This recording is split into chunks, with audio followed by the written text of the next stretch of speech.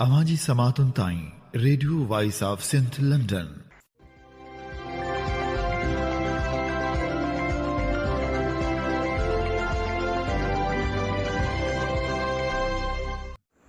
हीअं ॿुधी रहिया आहियो radio voice of Sindh London. अवांजी ख़िदमत में प्रोग्राम पेश कजे थो ख़बरुनि जी दुनिया। 29 जून 2025 सूमर जे ॾींहुं प्रोग्राम ख़बरुनि जी दुनिया साण करे आऊं अवांजी ख़िदमत में हाज़ुर आहियां जो पंहिंजो मेज़बान हबीब डगारी। सभ खां पहिरियां पेश करियूं था ख़ासि ख़बरूं। सिंध जे मुख़्तलिफ़ इलाइक़नि मां खपिजी वियल क़ौमी कारकुन बाज़ियाब न थिया। सदन आज़ादी लाइ एहतिजाज जो सिलसिलो जारी। सिंध जे केतिरनि ई शहरनि मां बरसाति जो पाणी अञा निकाल न थियो। रहवासी मुश्किलातुनि जो शिकार। हाणे पेश करियूं था तफ़सीली ख़बरूं। सिंध जे केतिरनि ई इलाइक़नि मां खपिजी वियल क़ौमी कारकुन अञा ताईं बाज़ियाब थी न आहिनि सघिया। संदन बाज़ियाबी लाइ एहतिजाज जो सिलसिलो पिणु हलंदड़ आहे। नूरियाबाद मां 10 ॾींहं अॻु नूरियाबाद पुलिस पारां मुबैना तौरु खंभे गुम कयल 5 ॼणनि मां पुलिस 3 ॼणनि खे सिविल कोर्ट थाणो बुलाखान में पेश कयो। 2 ॼणा अञा ताईं लापता। पुलिस तरफ़ां ज़ाहिर कयल माण्हुनि में काशान पालारी, नवाज़ मलाह ऐं सजाद मलाह शामिल आहिनि, जिन ते नूरियाबाद थाणे ते फुरई पुलिस सां मुक़ाबले जा 2 धारदार केस दाख़िल कया विया। पुलिस मूजिबि उन्हनि खे क़ानूनी कार्रवाई खां पोइ अदालत में पेश कयो वियो आहे। अदालत में पेश थियण महिल सिविल जज जी अदालत में 2 ॼणनि जे जिस्म ते तशवीश जा निशान ॾिसी खेनि मेडिकल लेटर जारी करण जो हुकुम ॾिनो वियो, जंहिंखां पोइ अदालत पारां सदन ते बि मुआइनो कराइण जो अमल शुरू कयो वियो। ॿिए तरफ़ गुम थियल नौजवाननि जे वारसनि पारां गुज़िरियल 10 ॾींहंनि खां नूरियाबाद पुलिस ख़िलाफ़ एहतिजाज जो सिलसिलो जारी आहे। वारसनि इल्ज़ाम हयो त पुलिस बिना कंहिं क़ानूनी कार्रवाई जे संदन नौजवाननि खे खंभे गुम कयो आहे, जंहिं ख़िलाफ़ सेशन कोर्ट कोटड़ी में पिणु दरख़्वास्त दाख़िल कराई वई हुई। गिरफ़्तार नौजवाननि जे वारसनि मूजिबि नूरियाबाद पुलिस तरफ़ां काशान पालारी, मुनवर ऐं सजाद खे त ज़ाहिर कयो वियो आहे, पर शाहनवाज़ पालारी ऐं नवाज़ मलाह जी क़िस्मत अञा ताईं उताही में आहे, जिन खे पुलिस अञा ताईं ज़ाहिर नाहे कयो। नूरियाबाद पुलिस पारां गिरफ़्तार करे गुम कयल नौजवान जे वारसनि पारां वस वारनि खां पुलिस जे ख़िलाफ़ कार्रवाई, गुम थियलनि खे ज़ाहिर करे जवाबदार पुलिस एहलकारनि ख़िलाफ़ कार्रवाई जी घुर कंदे इंसानी हक़नि वारनि तनज़ीमनि खां पिणु हिन वाक़े ख़िलाफ़ आवाज़ उथारे मुतासिर नौजवान जे वारसनि सां इंसाफ़ करण जो मुतालबो कयो वियो आहे। अॼु आचर ॾिहाड़े सिंध सभा पारां कराची प्रेस क्लब वारो सिंधी सियासी कारकुननि खे खंभे गुम करण ख़िलाफ़ एहतिजाजी कैंप क़ाइमु कई वेंदी। सिंधी इनाम ऐं ॿियनि जी आज़ादी लाइ एहतिजाज कयो वेंदो। जस्कम चेयरमैन सनान ख़ान कुरैशी मुतालबो कयो आहे त फैसल मस्तोई समेत नौशहर फिरोज़ मां गिरफ़्तार कयल जस्कम जे समूरनि अॻवाननि ऐं कारकुननि खे आज़ादु कयो वञे। पंहिंजे जारी कयल बयान में सनान ख़ान कुरैशी चयो आहे त गिरफ़्तारियूं असांखे कंहिं बि सूरत में डिॼारे नथियूं सघनि। असां बेगुनाह क़ौमी कारकुननि खे कंहिं बि सूरत में गिरफ़्तार थियणु न ॾींदासीं। असां उन्हनि जी वारसी कंदासीं। सिंधी क़ौमी नारी तहरीक जो इजलास उरूज आज़ाद सिंधु जी सदारत हेठि थी गुज़रियो, जंहिंमें मिरपुर बठोरो यूनिट जी सदर बख़्तावर कुंभार, नायब सदर मोमल सेहड़, जनरल सेक्रेटरी जमीला कुंभार, मालियात सेक्रेटरी रिहाना ज़ौर ऐं इतलात सेक्रेटरी खतू सेहड़ खे चूंडियो वियो। क़ौमी अवामी तहरीक जे सरबराह अयाज़ लतीफ़ पलीजे चयो आहे त थर, काछे ऐं कोहिस्तान में बरसाति जे पाणी खे स्टोर करण लाइ मनसूबाबंदी कई वञे। काछे, कोहिस्तान ऐं थर में बरसाती पाणी गॾु न करण सबबि पाणी ज़ाया थी वञे थो।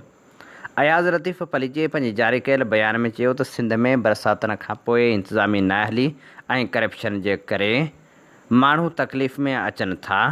करप्शन जे करे माण्हू हथरादू ॿोॾि जो शिकार थियनि था। सिंध हुकूमत फ़ौरी तौर ते बरसाती पाणी जे निकाल वारनि रस्तनि खे बहाल करे शहरनि जो ड्रेनेज सिस्टम बहितर कयो वञे त जीअं बरसाती पाणी बि आसानी सां निकाल थी सघे।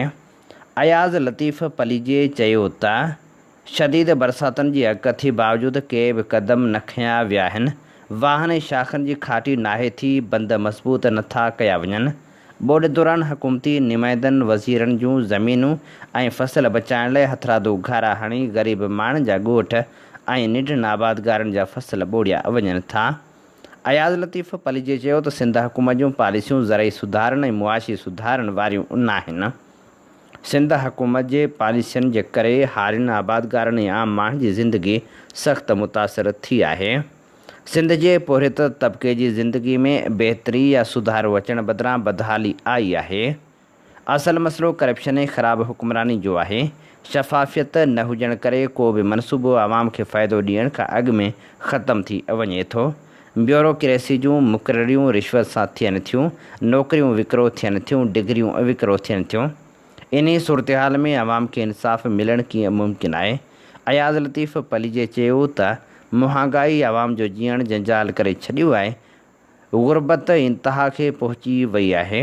हिकु तरफ़ मुल्क सियासी मुआशी बहराननि में जकड़ियो पियो आहे त ॿिए तरफ़ सिंध दुश्मन मनसूबा जोड़े सिंध खे दीवार सां लॻायो पियो वञे, जंहिं करे सिंध में लखे माण्हू रस्तनि ते एहतिजाज करे रहिया आहिनि। नामियारे वकील एडवोकेट इंद्रजीत लुहाणी चयो आहे त सिंध में अगवा बराए ज़ोरे तब्दीली मज़हब हिकु हक़ीक़त आहे। जॾहिं बि का सिंधी हिंदुअनि जी न्याणी ज़ोरी अगवा कई वञे थी ऐं मज़हब तब्दील कयो वियो आहे, तॾहिं अगवाकारनि जी सपोर्ट कानून, अदालतूं, मज़हबी धुरियूं कंदियूं रहियूं आहिनि। उन सां गॾोगॾु सिंध मां चूंडियल या पैसनि सिफ़ारिशनि एवज़ हिंदनि जा असेंबली में आयल MPA, MNA, सेंटर, वज़ीर, मशीर, सलाहकार, मर्द तोड़े औरतूं मेंबर सभु कसूरवार आहिनि, बराबरि जा शरीक मुजरिम आहिनि। के मंदर बचायो कमेटी जा अॻुवाण, के द्रावड़नि जा अॻुवाण, हथरादू ठाहियल भील कोल्ही, ठाकुर, मेघवाड़, बागड़ी, सनातन धर्म, सचा सतराम ऐं ॿियूं अजीब ग़रीब नालनि वारा तोड़े हिंदू पंचायत मेलनि जा अॻुवाण सभु फोर्स कन्वर्सेशन जे मामले ते चुप हूंदा आहिनि। बैनुल अक़वामी फोरमनि ते कसम नामा ॾींदा आहिनि त को फोर्स कन्वर्सेशन नाहे। बदिले में इस्लामाबाद मुल्क जे थधनि इलाइक़नि जा रेस्टोरेंट हाउस तोड़े ॿाहिरिनि मुल्कनि जी विज़िट ॾोकड़ रिहाइश खेनि मिलंदी आहे। पोइ शराबखाने जी परमिट, सरकारी ठीका, नौकरियुनि जी कोटा खेनि संदन फैमिली खे मिलंदी आहे। ॾोह सिर्फ़ु अगवा कंदड़नि जो नाहे, मुतासिर फैमिलीज़ वटि मदद जे बहाने ईंदड़ धंधोड़ियुनि, वकीलनि, सोसाइटी ऐं नामनिहाद हिंदुअनि जा चङा मुड़ुस तोड़े सरकारी इंसानी हक़नि वारा बि आहिनि। सभु सिंध जे वापारी तबिके खे सिंध मां लॾाइण ऐं सिंध दुश्मनी जो मुज़ाहिरो करे रहिया आहिनि, जेका कंहिं बि सूरत में मुनासिब नाहे। Communist party of Pakistan J secretary general ऐं पॉपुलर लेफ्ट अलायंस जे कन्वीनर कामरेड इमदाद काज़ी सवात में पेश आयल वाक़िए ते सख़्तु कावड़ ऐं ॾुख जो इज़हार कंदे चयो आहे त हुक्मराननि ऐं लाॻापियल इख़्तियारनि जे ग़ैर ज़िमेवाराणे रवैये शहरियुनि खां हयातियूं खसे वरितियूं। हर रोज़ शहरी हयातियूं वञाए रहिया आहिनि, जॾहिं त मुख़्तलिफ़ पार्टियुनि सां लाॻापियल हुक्मरान अहिड़नि वाक़िअनि खे हिक ॿिए खे घटि ॾेखारण जे लाइ इस्तेमालु करे रहिया आहिनि। इमदाद काज़ी फ़ौत थींदड़ शाहनि जे वारसनि सां यकजहती ऐं दिली हमदर्दी जो इज़हार कंदे हुकूमत खां मुतालबो कयो त इन वाक़िए जी जाच कराई वञे, ग़फ़लत कंदड़नि ख़िलाफ़ कार्रवाई कई वञे, फ़ौतियुनि जे वारसनि खे $1 करोड़ रियासत जे तरफ़ां हर्जाने तौरु ॾिना वञनि, मुतासिर ख़ानदाननि जी किफ़ालत कई वञे ऐं संदन ॿारनि जी तालीम ऐं रोज़गार जी ज़िमेवारी बि क़बूल कई वञे। मोरो शहर में बिजली जी ग़ैरक़ानूनी लोड शेडिंग ऐं ट्रिपिंग करण वारे अमल खां पोइ शहरी ॿाहिरि निकिरी आया।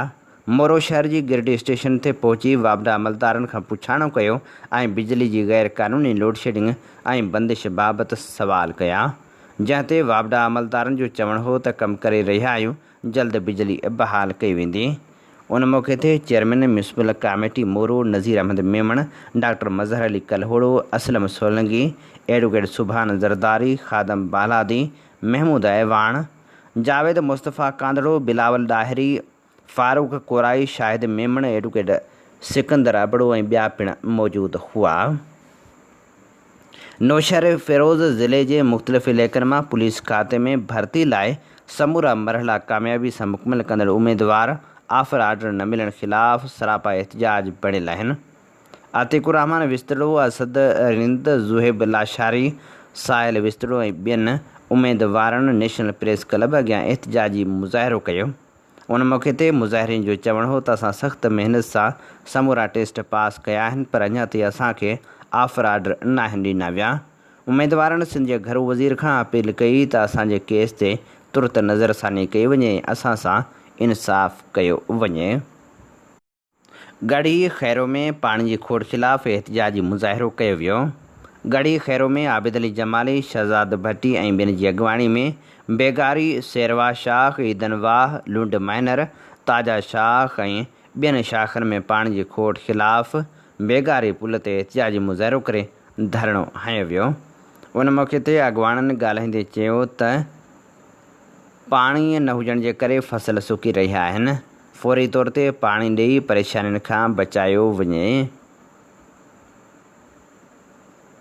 एसी रेवेन्यू दादू समीला वॻण ख़िलाफ़ दादू में खातेदारनि ऐं पीपल्स हारी कमेटी दादू तरफ़ां एहतजाजी मुज़ाहिरो कयो वियो। एहतजाजी मुज़ाहिरे दौरान मुतालबो कयो वियो त करप्ट एसी खे फौरी तौर हटाए को ईमानदार ऑफिसर मुक़ररु कयो वञे। सिंध इंडिजन्स राइट्स अलायंस तरफ़ां गडाफ में ॻोठनि जे तहफ़ुज़ ऐं लीज़ वारी ज़मीन जी बहाली लाइ एहतजाजी रैली कढी जलसो मुनक़िद कयो वियो, जंहिंमें मुख़्तलिफ़ सियासी समाजी अॻुवाणनि ऐं आबादगारनि समेत रहवासियुनि वॾे तइदाद में शिरकत कई। जलसे खे ख़िताब कंदे अलायंस जे मरकज़ी सदर सैयद खुदादीन शाह चयो त कराची जे क़दीम ॻोठनि ख़ासि तौर मलीर जी ज़रई ज़मीननि खे ख़तमु करे उन ते बिल्डर माफ़िया खे कब्ज़ो कराइण जूं साज़िशूं जारी आहिनि। असां पंहिंजी धरती, पंहिंजनि अजनि ऐं ॻोठनि तां कंहिं बि सूरत में हथु न खणंदासीं। सिंध जे धरती धणियुनि खे बेदख़ल करण लाइ सरकारी पॉलिसियुनि तहत साज़िशूं कयूं पियूं वञनि, जंहिंखे कंहिं बि सूरत में क़बूल न कयूं वेंदियूं। असीं पंहिंजी धरती जो हिकु इंच बि कब्ज़ो करण न ॾींदासीं। हुन चयो त साज़िश तहत मलीर जे लीज़ वारी ज़मीन खे रद्द करे बिल्डर माफ़िया खे ॾेई सिंधी माण्हुनि खे अक़लियत में तब्दील करण जी साज़िश कई पई वञे, जंहिं ख़िलाफ़ु अॼु खां तहरीक जी शुरूआति कयूं था। ख़ालिक़ जुणिजे चयो त हीउ रुॻो ज़मीनुनि जो मसइलो न आहे, बल्कि सिंधी क़ौम जे वजूद, सक़ाफ़त ऐं सुञाणप जी बका जो सुवालु आहे। बेरिया टाउन ऐं ॿियूं कॉलोनियूं ठाहे असांखे पंहिंजे ई वतन में बेवतन करण लाइ ॻोठनि जी क़ानूनी हैसियत ऐं ज़मीन जी लीज़ ख़तमु कई वई आहे।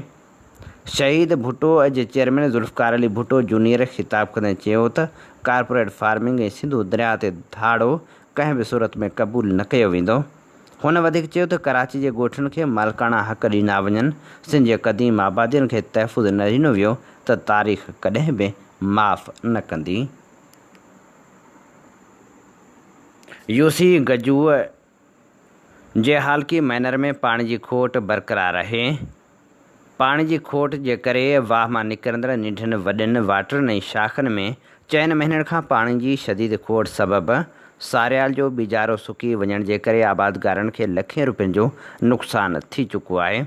पुछड़ ताईं पाणी न पहुचण सबबि केतिरा ई आबादगार सारियाल जो बीजारो बि पोखे न आहिनि सघिया।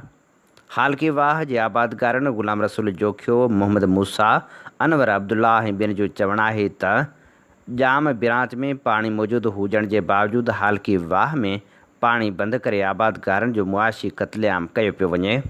पुछड़ जा आबादगार पिणु सख़्तु परेशान आहिनि।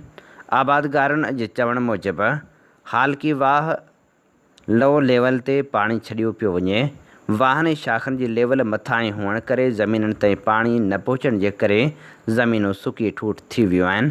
केतिरा ई आबादगार सारियाल जो बीजारो बि पोखे न आहिनि सघिया, जॾहिं त केतिरनि ई आबादगारनि तरफ़ां पोखियल बीजारो सुकी वञण करे खेनि लखें रुपयनि जो नुक़सानु पहुतो आहे।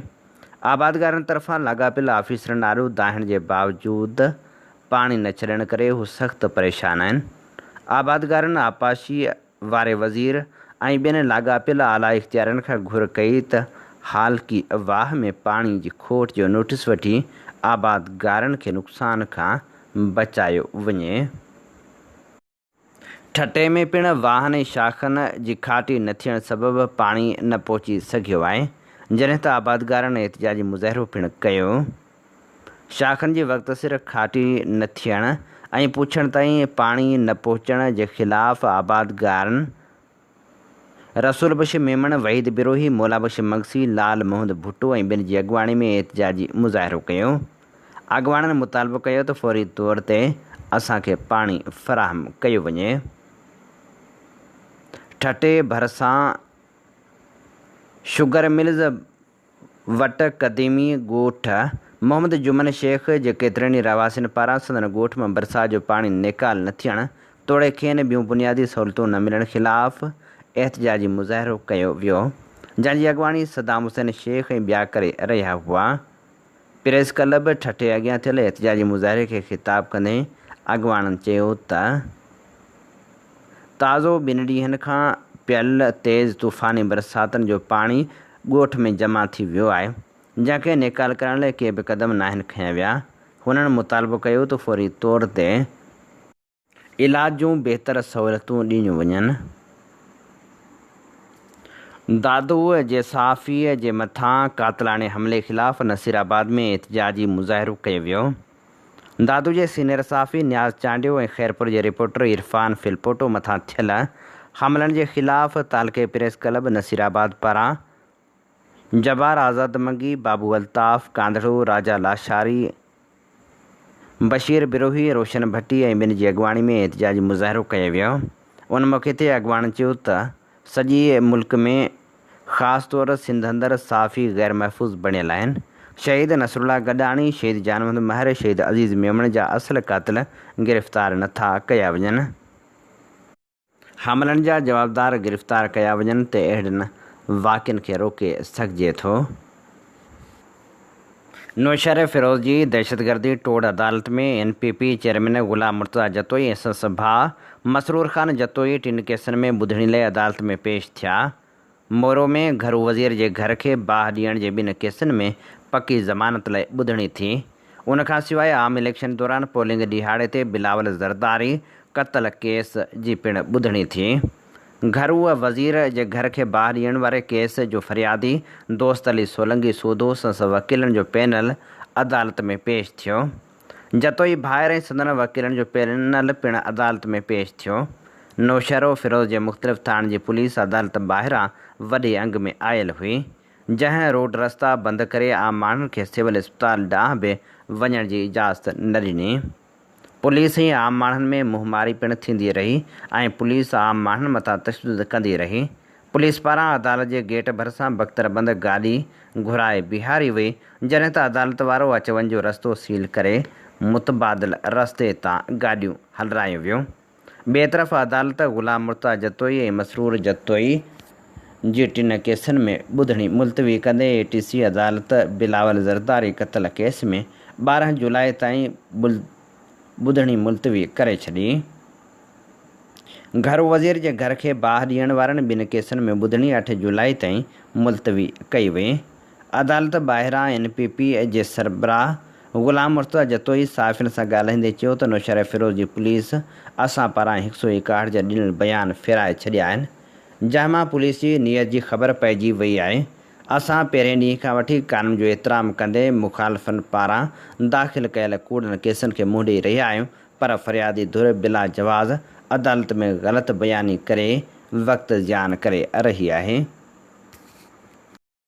ॿिए तरफ़ मुर्तज़ा जतोई सहाफ़ियुनि सां ॻाल्हाईंदे चयो त मां बार बार इन ॻाल्हि जो ख़दशो ज़ाहिर कंदो आयो आहियां त काफ़ी ॾींहंनि खां नामालूम हथियारबंद मुंहिंजी गाॾी जो पीछो कंदा रहनि था ऐं अहिड़ो इतला SSP नौशहर फ़िरोज़ समेत सिंध हुकूमत ताईं पहुचाए चुका आहियूं, पर पुलिस उन्हनि जे ख़िलाफ़ क़दम खणण लाइ तयारु नाहे। असांजी रस्ता रोक कई पई वञे। सिंध जे क़दीम तहज़ीबी माॻ मोहनजो दड़ो ते 2022 जे बरसातनि दौरान आसारनि खे पहुतल नुक़सान बाबति आर्कियालॉजी खाते तरफ़ां SD area, HR area, DK area, Munir area समेत मुख़्तलिफ़ साइटनि जी बहाली जो कमु मरहलेवार जारी आहे। लाड़काणे में GA सिंध मुहाज़ ऐं जसाफ़ तरफ़ां ज़िले नौशहर फ़िरोज़ मां मुबैना तौर खंभे गुम कयल क़ौमी कारकुन जी आज़ादी लाइ एहतिजाजी रैली कढी प्रेस क्लब अॻियां मुज़ाहिरो कयो वियो। जिते हुननि हथनि में क़ौमी कारकुननि जूं तस्वीरूं ऐं तनज़ीमी झंडा खणी सख़्तु नारेबाज़ी पिणु कई। जसकम ज़िले लाड़काणे जे सदर अज़ीज़ुर शेख, जसाफ जे मरकज़ी चीफ ऑर्गेनाइज़र अशरफ कलवड़ू, सफ़दर तुनियो, सफ़दर जतोई, फराज़ खुहावड़, राहिब सुमरो ऐं ॿियनि चयो त काफ़ी अरसे खां वठी नुशरत फ़िरोज़ जी इंतिज़ामिया ऐं पुलिस जसकम जे अॻुवाणनि तोड़े कारकुननि ख़िलाफ़ क्रैक डाउन कंदे खेनि हिरासां करे रही आहे,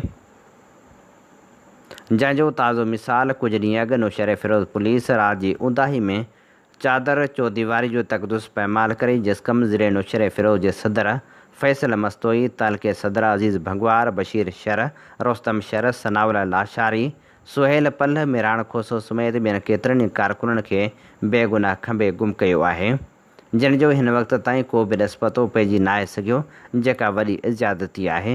हुननि चयो त जेकॾहिं खंभे गुम कयल क़ौमी कारकुननि मथां को बि केस वग़ैरह दाख़िल आहे त खेनि अदालतनि में पेश करे कानून मूजिबि केस हलाया वञनि। जेकॾहिं हू बेगुनाह आहिनि त संदन फौरी तौर ते आज़ादु कयो वञे। हुननि मुतालबो कयो त जल्द खां जल्द खंभे गुम कयल क़ौमी कारकुननि खे आज़ादु कयो वञे, ॿी सूरत में एहतिजाज जो दाइरो वधायो वेंदो। ठारूशाह भरिसां मञठ में बेनज़ीर इनकम सपोर्ट प्रोग्राम जे वज़ीफ़े मां औरतुनि जी आयल क़िस्त कटी पई वञे। कटौती करण ते तगुसर पुलिस पारां मञठ में डिवाइस होल्डर फारूक अबड़ो खे गिरफ़्तार करे हुन मथां पैसनि जी कटौती जो केस दाख़िल कयो वियो आहे। उन मौक़े ते SHO ॿुधायो त औरतुनि जी आयल क़िस्त मां नाजाइज़ कटौती करण जी शिकायतुनि ते डिवाइस होल्डर फारूक अबड़ो खे गिरफ़्तार करे मथस केस दाख़िल कयो वियो आहे। कंहिं बि सूरत में डिवाइस माफ़िया खे बर्दाश्त न कयो वेंदो। जॾहिं त डिवाइस होल्डर जी गिरफ़्तारी ते मुस्तक़ औरतुनि में ख़ुशी जी लहर पिणु छाइजी वई। गढ़ी यासीन भरिसां ॻोठ मारूं काकेपोटा जो रहवासी खीर जो वापारी महमूद मंगरियो जी बाज़ियाबी ऐं पुलिस लापरवाही ख़िलाफ़ ॻोठ मारूं काकेपोटा जे ॻोठाणनि ऐं वारसनि जो जान मोहम्मद मंगरियो, मौलवी शफ़ीक़ुर रहमान ऐं ॿियनि जी अॻुवाणी में पुलिस स्टेशन गढ़ी यासीन ते एहतिजाजी मुज़ाहिरो कयो वियो। SHO यासीन ख़मीसो बिरोही खिसकी वियो। एहतिजाज कंदड़ 2 कलाक थाणे अंदरि मौजूदु रहिया।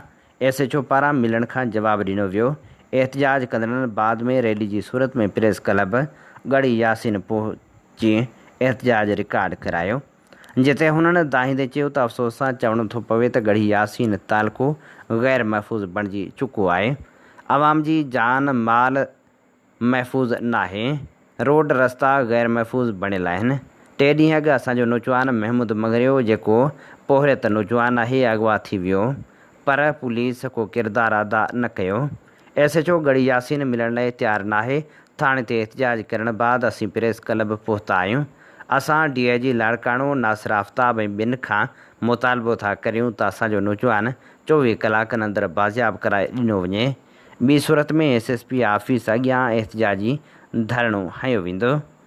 गढ़ी यासीन जे भरिसां SDO इरिगेशन अल्ताफ़ अब्बासी कम सांघे अमले सां गॾु शिकारपुर खां रतेज़रो वञी रहियो हो त अमरोटी पंप भरिसां नामालूम हथियारबंदनि हथियारनि जे ज़ोर ते यरगमाल बणाए रोक रक़म, मोबाइल फ़ोन ऐं ॿियो सामान फुर कयो। हथियारबंद आसानी सां फ़रार थी विया। न्यू सईदाबाद मां गुम थियल नौजवान जो पतो पइजी नाहे सघियो, जॾहिं त वारसनि पारां क़तल जो शक ज़ाहिर कयो पियो वञे। वारसनि जो चवणु आहे त नौजवान खे मारिजी वियल ख़तरनाक दहाड़ियल अली शेर ख़ासकली जे साथियुनि अगवा कयो आहे। ख़दशो आहे त खेसि क़तल कयो वेंदो। क़ानूनी कार्रवाई करे असांजे नौजवान खे बाज़ियाब करायो वञे। मीरपुर बठोरे में बिजली जी अणएलानियल बंदिश ख़िलाफ़ मरकज़ी इमाम बारगाह अॻियां एहतिजाजी मुज़ाहिरो कयो वियो। वाबडा अमले पारां शहर जे मुख़्तलिफ़ इलाइक़नि जी बिजली बंदि करण ख़िलाफ़ रहवासियुनि इरफ़ान ख्वाजा, फ़ाइद शोरो ऐं ॿिनि जी अॻुवाणी में एहतिजाजी मुज़ाहिरो कयो। मरकज़ी इमाम बारगाह अॻियां मुज़ाहिरो करे वाबडा अमले ख़िलाफ़ सख़्तु नारेबाज़ी कई वई। बिजली जी अणएलानियल लोड शेडिंग ख़तमु करण जो मुतालबो पिणु कयो वियो।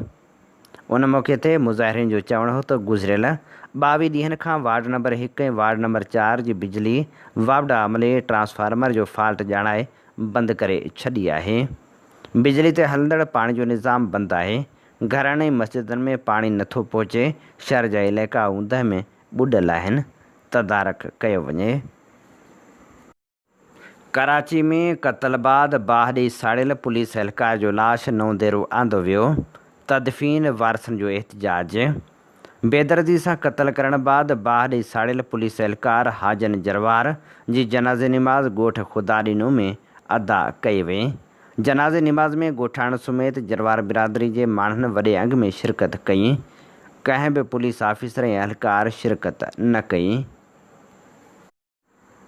कश्मीर मां 2 महीना अॻु अगवा थियल मासूम शागिर्द बाज़ियाब। वारसनि में ख़ुशी जी लहर। गहलपुर जकचे में कार्रवाई करे मगवी सोबत नाइच खे बाज़ियाब करायो वियो। बाडह वासी रिटायर्ड प्राइमरी उस्ताद जे बैंक अकाउंट मां मुबीना तौरु ₹5.5 लख निकिरी विया, जंहिं ते हुन एहतिजाज कयो। बाडह वासी रिटायर्ड प्राइमरी उस्ताद महमूद पंहिंजी घरवारी मसमात लाल ख़ातून ऐं मासूम ॿारनि समेत प्रेस क्लब अॻियां एहतिजाजी मुज़ाहिरो कयो। HBL माइक्रोफिनांस बैंक लाड़काणो मां ₹10 लख कर्ज़ मंज़ूर करायो वियो हो। बैंक अमले असल ATM कार्ड ॾियण बदिरां अलरीनो नाले शख़्स जो बंदि पियल कार्ड ॾेई छॾियो। HBL माइक्रोफिनांस बैंक लाड़काणो मां ₹10 लख कर्ज़ मंज़ूर करायो वियो। बैंक अमले असल ATM कार्ड ॾियण बदिरां अलरीनो नाले शख़्स जो बंदि पियल कार्ड ॾिनो। नवाबशाह में दौलत कॉलोनी जे रहवासण प्रेस क्लब अॻियां पुलिस ख़िलाफ़ एहतिजाज कयो। नज़ीरा तुनियो पंहिंजे नियाणियुनि अनिला तुनियो, तानिया तुनियो ऐं मासूम ॿारनि सां गॾु नवाबशाह प्रेस क्लब साम्हूं एहतिजाज कंदे दाहियो त एयरपोर्ट थाणे जी पुलिस बिना कंहिं जुर्म जे मुंहिंजे भाउ एजाज़ तुनियो खे कूड़े केस में गिरफ़्तार करे जेल मोकिले छॾियो आहे। एहतिजाज कंदड़ औरत मीडिया ॾो दाहींदे चयो त गुज़िरियल राति असांजो भाउ एजाज़ तुनियो घर जे ज़रूरी कम सां दुकान ते वियो हो, जितां एयरपोर्ट थाणे जी पुलिस खेसि शक जे बुनियाद ते गिरफ़्तार करे थाणे वठी वई। जॾहिं असां थाणे ते वियासीं त SHO वसीम मिर्ज़ा ॿुधायो त नौजवान खे सिर्फ़ु जांच लाइ खयो वियो आहे, सुबुह ताईं आज़ादु कयो वेंदो। पर थोरी देरि में SHO धमकाए थाणे तां कढी छॾियो। नज़ीरा तुनियो वधीक चयो त ॿीअ सुबुह जॾहिं असां ॿीहर थाणे ते वियासीं त पुलिस एहलकारनि ॿुधायो त नौजवान खे कोर्ट मोकिले छॾियो आहे। जॾहिं असां अदालत पहुतासीं त उते ॿुधायो वियो त नौजवान ते मुबीना तौरु 1.5 किलो चरस रखण जो कूड़ो केस दाख़िल कयो वियो आहे ऐं अदालत खेसि हैदराबाद जेल मोकिले छॾियो आहे। एहतिजाज कंदड़ औरतुनि जो चवणु हो त असांजे नौजवाननि सां वॾी ज़्यादती आहे। बेगुनाह माण्हू ते कूड़ो मंशा जो केस दाख़िल करे संदसि ज़िंदगी बर्बादु करण जी साज़िश थी रही आहे। हुननि सिंध हुकूमत, DIG ऐं SSP शहीद बेनज़ीराबाद खां मुतालबो कयो त मामले जी मुकमिल जांच कराए बेगुनाह नौजवाननि खे हयातियूं वञाइण खां बचायो वञे। हीअ असीं अव्हांजी ख़िदमत में पेश करे रहिया हुआसीं ख़बरूं। इन्ही ते ई प्रोग्राम ख़बरुनि जी दुनिया जो वक़्तु पुॼाणी ते पहुचे थो। पंहिंजे मेज़बान हबीब लगारी खे ॾींदा इजाज़त। जॾहिं पेर तेॾहिं ख़ैर। अवां जी समातुनि ताईं radio voice of Sindh London